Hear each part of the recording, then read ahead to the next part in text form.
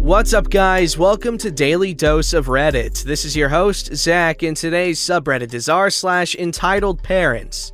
This story is called Racist Entitled Mom Makes a Scene During Our School Trip Dinner. I attended a boarding school last year. The school was mostly filled with Mexican, Chilean, and Korean students. I had just turned 15 at the time of the story, but I have been mistaken for an older guy before. We had just returned from our weekend trip, and we stopped at a restaurant for dinner. We had an arrangement with the people there where we reserved a whole room with tons of tables so that we could eat and enjoy ourselves without making too much noise or annoying other customers. So we ordered what we wanted to eat and went to sit in our room. We were being taken care of by 4 young adults. I decided to sit at a lone table near the door and eat while reading a book. I'm not much of a social person. While we were eating, a woman arrived in the room. She looked a bit angry. I have no idea why. She entered, grabbing her kid by the wrist, and sat at a table in the room. We were all weirded out by it, but we kept quiet and kept eating. After a while, the responsible adult started organizing a couple of games, and we even started singing in Spanish. The woman in the room seemed angrier. She stood up and walked up to me. This is the conversation that followed. "Excuse me, Mexican? Are you talking to me? Do you understand English?" I had already answered in English. Why the hell would she ask that? And what was up with the talking slow? But I put on a friendly face and said that I did. "Great. Hey, so I noticed your kids are being quite loud, don't you think? Couldn't you maybe keep the silence? Some of us are trying to eat." They are actually not my... Or you shut them up or I'll call the manager. But you see, I'm not the one... Are all of you in your country that stupid? Come with me. Before I had time to process what happened, she grabbed me by my wrist and pulled me up to one of the adults, Mr. Banderas, the youngest one of them, who was being quite loud. "Now break the group apart. Is there anything I can help you with?" At this point, I wouldn't know how she could mistake him as being younger than me, but this woman turned out to be pretty damn stupid. "Yes, you could obey your superior here and shut up." Mr. Banderas gave me a puzzled look. I could only give him another one in reply. "Ma'am, I think there's been a little misunderstanding. He's not the superior. I am. You aren't even supposed to be here." Such insolence! Who are you, kid, to tell me what to do? I'll call the manager. Which was pretty ironic, since he was standing right behind her, although he couldn't hear the commotion. The room was soundproof, another reason why we stayed there. Anyway, he had been notified by the staff member who served her that she was in the room. As soon as she turned around, he said, "Excuse me, I'll kindly ask you to leave the room, ma'am." "What? How dare you? I want to speak to the manager." "The tag I have will tell you I am the manager and I'm asking you to leave." "You're kicking me out instead of these Mexican rats who took the room all for themselves?" "These sweet kids are some of my most important clients. They get the room because they reserved it. There's a big sign on the door that says such. I'm just asking you to look for another place, but if you wish, I can kick you out of the restaurant myself." The woman started screaming and shouting curses, saying that she wouldn't come back to this infested place and such. Some racist comments included. She stormed out of the restaurant and into her car and left. Situation solved, right? Karen aborted. Well, not quite. She stormed out of the place all right, but her kid was still in the room with us. The kid seemed scared and started crying. I went up to him together with a friend from Saudi Arabia. We talked to him, and he explained that his family was divorced and her mom was quite crazy. He wanted to live with his dad, but the mom had done all in her power to keep him from doing it. We both felt sorry for him and bought him an ice cream for dessert while we figured out how to contact the mom. That wasn't necessary though. The woman came back half an hour later, screaming, "Get away from my son, filthy Muslim!" My friend seemed taken aback by the comment. He's Catholic. The woman grabbed her son and went outside again, and I could hear part of the discussion about how she didn't like that he talked with that kind of people and him telling her that we were really nice. She was just being mean. So that was my first encounter with a Karen, and a really racist one at that, but it wouldn't be the last one I would have during my stay in the US. I just hope that little kid is okay. I can't imagine having a mom like that. It feels weird saying Muslim like Muslim. It's just, However, that is the correct way to say it according to Islamophobes, so gotta stick to the role, you know what I mean? But goodness, let us revel in this woman's, just disgustingness. Reveling complete. Shower needed. Onward, chaps. This story's called Karens Have Found Build-A-Bear. So 2 weeks ago, I posted a story in the Entitled Kids subreddit about the biggest tantrum I've seen at a Build-A-Bear. For those unaware, Build-A-Bear is the coolest store ever to be created. Customers come in, pick an unstuffed furry friend, fill them up, get to add a heart, dress them up, and even name them. I had mentioned that I haven't had a run-in with a Karen, until now. Now, most parents are rather patient and kind when they're in Build-A-Bear. They understand that it takes time to fill the bears up, and if you want to add extra stuffers like sounds, that will also take time. Now, on to the story. Here's the cast. Me, a magical space fairy princess. Cinderella, one of my managers. Aurora, another manager. Charming coworker. Karen, the evil queen. Little girl. Karen's daughter. Currently, at the time of writing this, we have a special going on in honor of National Hug Day. Our national teddy bear is only $5. We also have a buy one, get one of a buy one,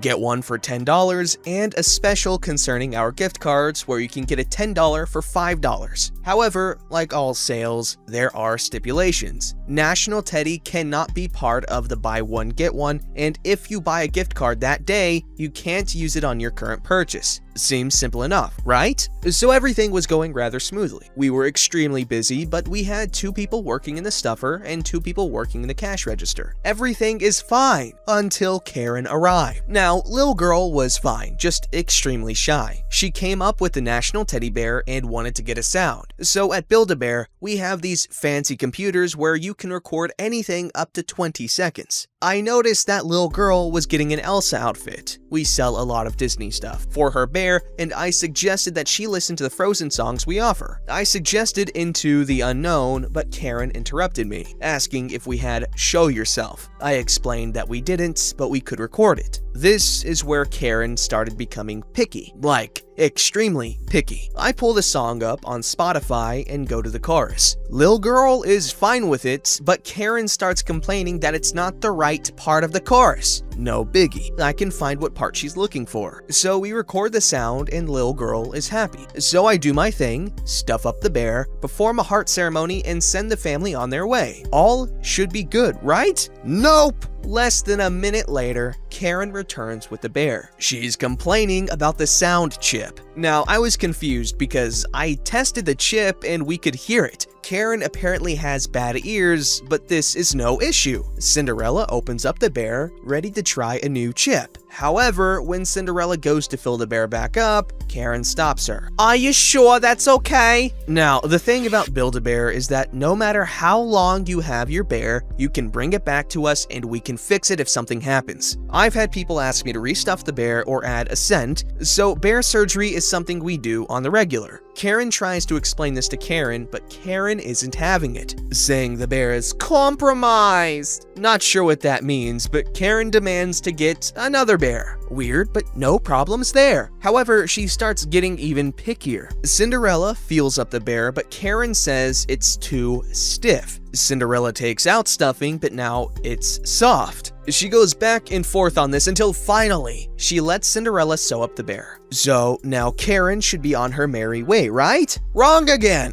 She then wants Cinderella to dress the bear up in a different Elsa dress because she wants to compare them. Keep in mind, we're close to closing. I'm cleaning up, Charming is stuffing, and the only people who are ringing up people are Aurora and Cinderella. Aurora was busy sewing up another bear, so Cinderella was the only person who could ring up purchases. Karen was purposefully wasting her time. Then, Karen leaves only to return. Turns out that Cinderella accidentally put in the old chip. Okay, so Cinderella admits this mistake, but Karen is once again being really nitpicky and wouldn't stop asking questions. Now, Cinderella has been nothing but polite to this woman. All of us have been polite. not a single rude word was spoken to this woman.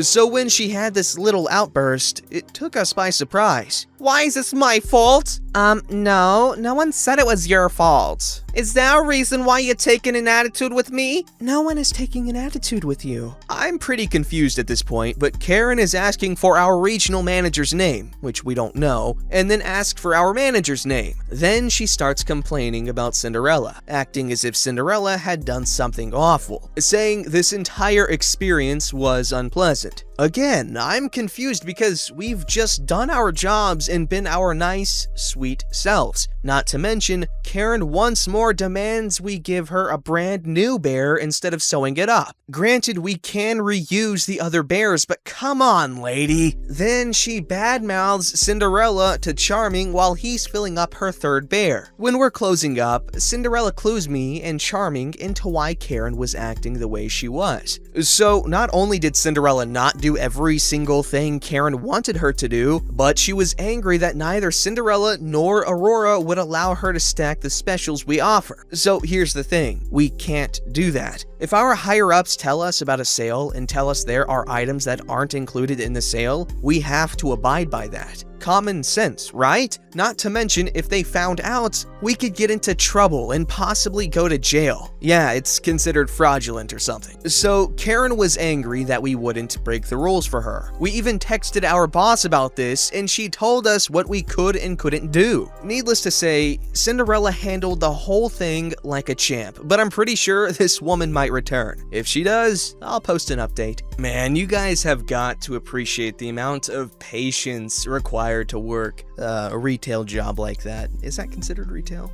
Regardless, the patience required for jobs like that is mind-numbing, and I am so glad to be out of that line of work. Holy crap. Now, I get over things relatively quickly, but there's still that initial going through things to get over them, and I'm sure we can all agree that there are just some customer interactions that are just an absolute pain to get through. Holy crap. And there's hardly any reward from going through it, so it's just not worth it. Other than for the character building or whatever, but honestly, it just made me hate people.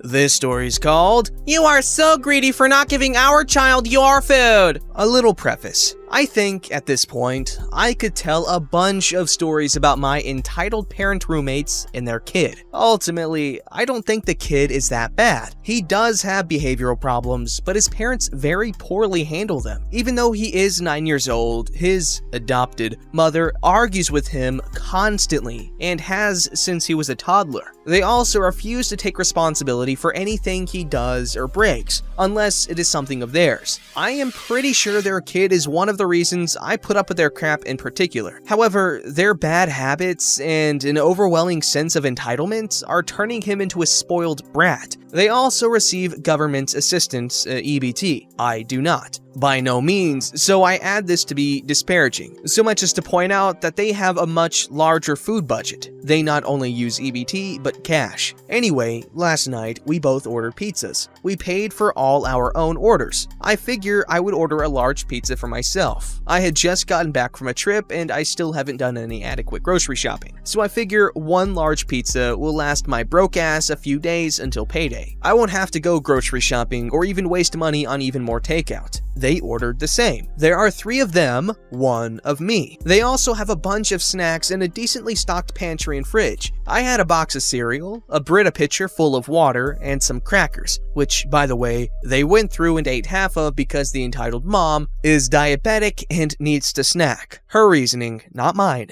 Not surprisingly, the 3 of them dusted off their pizza that night. I only had 2 pieces, then another piece for breakfast before work. I come home for them to tell me they gave their kid some of my pizza because he was hungry, didn't want to eat anything else. I confronted the father or husband about this, who only thought to tell me while talking about just how much their son ate. He was surprised I was upset because I had a whole pizza, and I really wasn't gonna eat it all by myself. It happened while I was at work, so I couldn't really do anything. Tonight, he refused to eat dinner, save for a baked potato, and he was still hungry. He then proceeded to to shoot down the numerous suggestions on what else to eat, including their dinner once again. He then proceeded to announce he wanted pizza. I wasn't even eating pizza at the time. Another thing they like to do is get mad at me for eating better food that their kid likes anywhere he can see. He asks me for pizza. I straight up tell him, no, that's my dinner. You already took a piece without permission. He proceeds to throw a tantrum. To me, then his parents, who then approach me. Hey, can kid have some pizza? He's really hungry. I already told him, no, I don't have anything else to eat besides that pizza, and you already gave him one without even texting me to ask. Well, he doesn't want to eat anything else, and it's just sitting there in the fridge. Where else is it supposed to be? Entitled mother says to kid, you know, you have chicken, mac and cheese, cereal, cookies, ice cream. No, I want pizza. Come on, you don't need that whole pizza. It's my pizza. Come on, kid. She doesn't want to give you pizza. She's being greedy and she's gonna scarf down a whole pizza by herself. I left it at that. They left it at that. But regardless, I was surprised by how he acted like I was the bad guy for not bending to their whims, especially given that they had one hell of a habit of stealing my food, and right after Christmas, I was helping buy them food and stuff like milk and bread that they never paid me back for, and I'm the greedy one. How do people end up with roommates like these?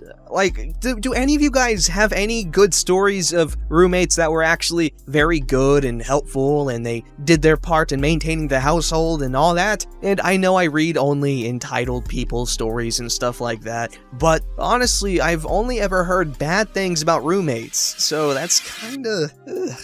Don't forget to like, subscribe, and hit that bell to never miss an episode.